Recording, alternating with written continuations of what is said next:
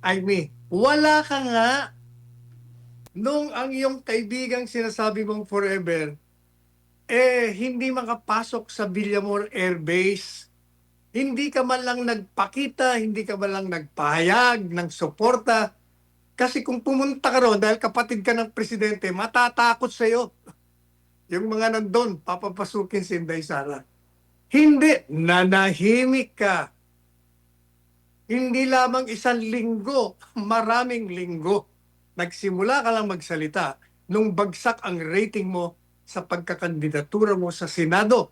Saka ka lang nagsipsip ng gusto.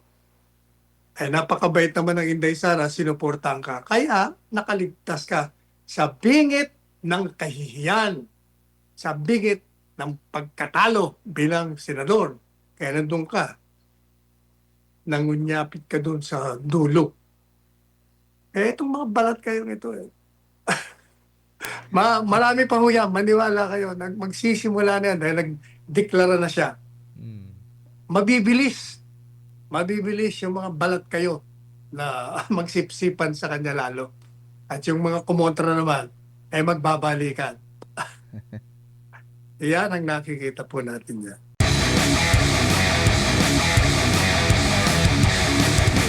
Yung kanyang pag-anunsyo ng pagtakbo sa Panguluhan ay ang pagtanggap niya ng hamon ng mga Diyos ng tadhana na siya'y manguna, pamunuan ang pagbabalik ng pamamahala ng isang gobyerno sa daan ng kawastuhan.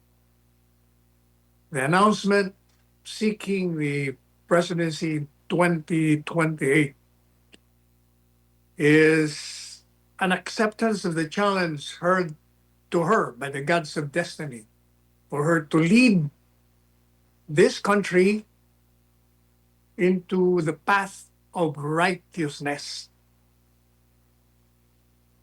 to demolish the unprecedented corruption that ate the country's resources, to rid this government of corruption,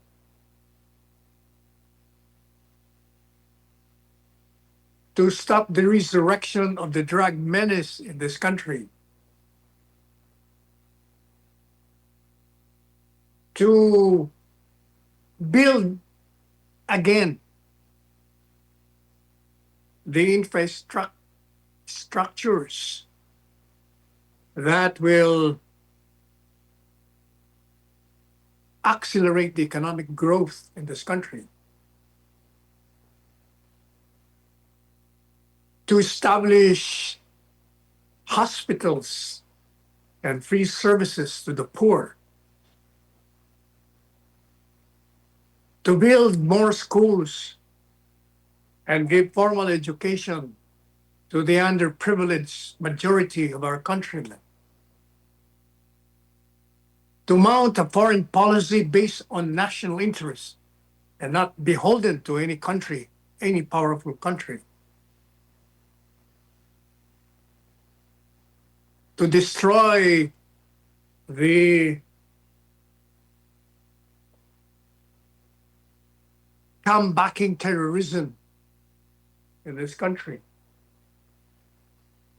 to reduce the crime rate, to stop the spiraling prices of basic commodities.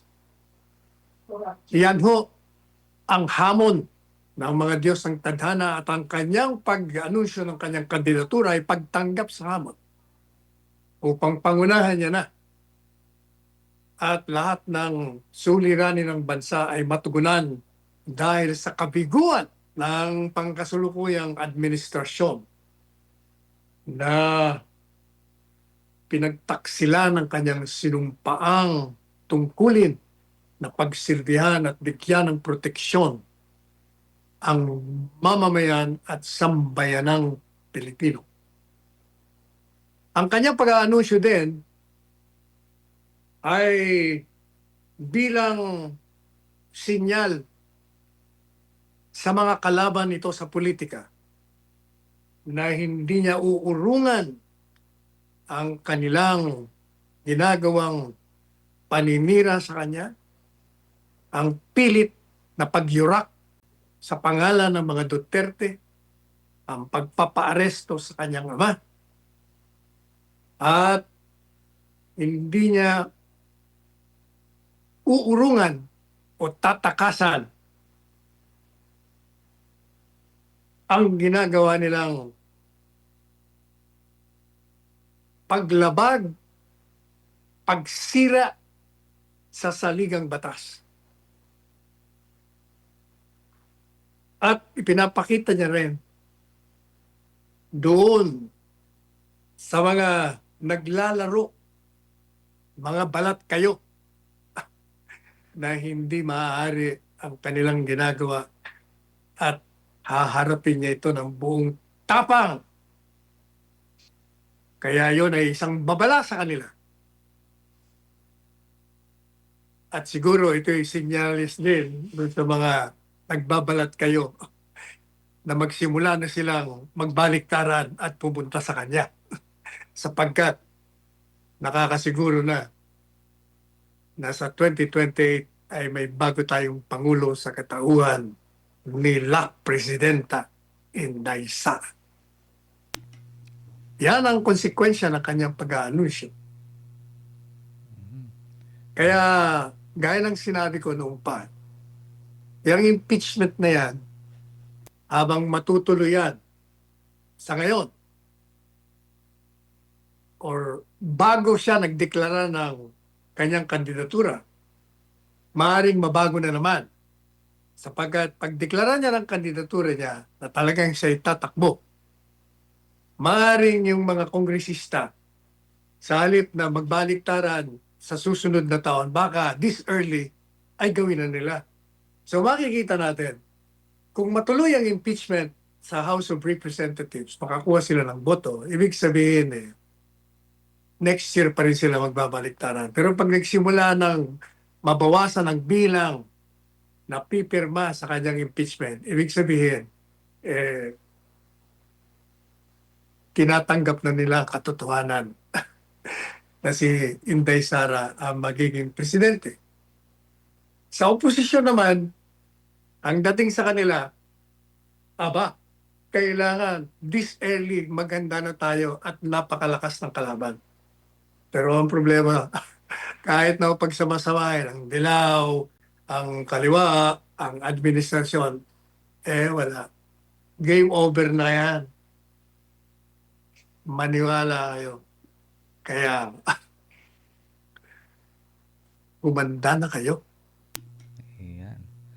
Ayan. Nalalapit na ang katapusan ng pagsasamantala, ng pagnanakaw, ng paglabag sa karapatan ng mamamayang Pilipino at ang pagnakaw sa kayamanan ng bayan.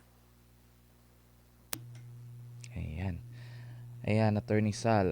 Well, sa panig ng oposisyon, Attorney Sal, sabi nila, yun nga, bubuo sila ng, hahanap pa sila ng makakatunggalin ni VP Sara siguro by the end of the year daw, Attorney Sal. Sa tingin niyo po ba, sino kaya ang tatapat kay VP Sara?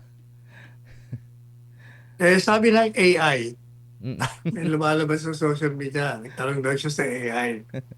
Sabi ng AI, Artificial Intelligence, ang mga nakalinya ro na pwedeng tumapat. Tumapat lang, pero hindi mananalo. Si Leni Robredo, si Risa Ontiveros, si Laila de Lima, at meron pang isa.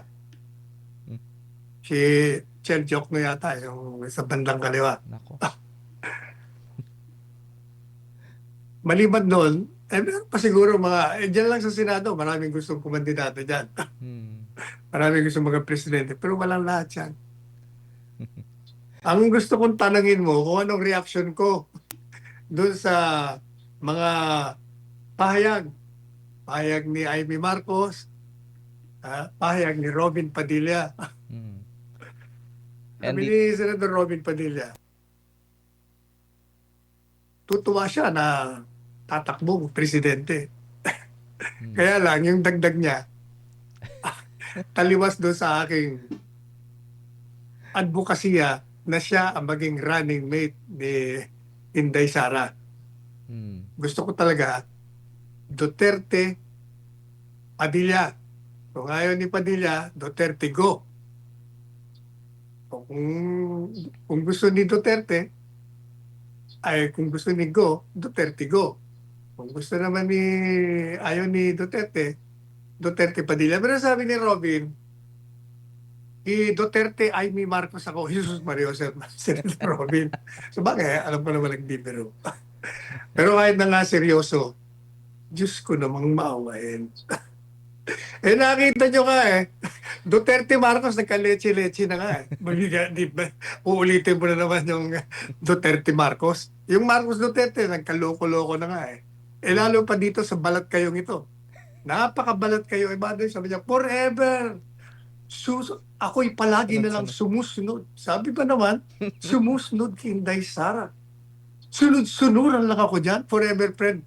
Pero tinamaan ka ng magaling, Amy. Wala ka nga nung ang iyong kaibigang sinasabi mong forever, hindi makapasok sa Villamor Air Base.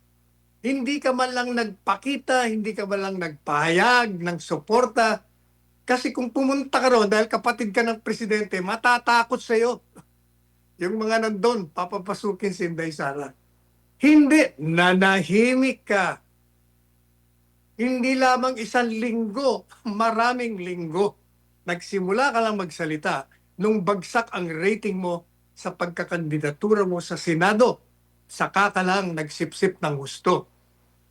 Napakabait naman ng Inday Sara, sinuportahan ka. Kaya nakaligtas ka sa bingit ng kahihiyan, sa bingit ng pagkatalo bilang senador.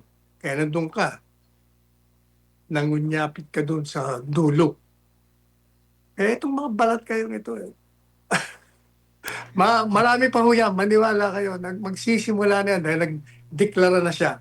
Mm. Mabibilis. Mabibilis yung mga balat kayo na magsipsipan sa kanya lalo. At yung mga kumontra naman ay magbabalikan.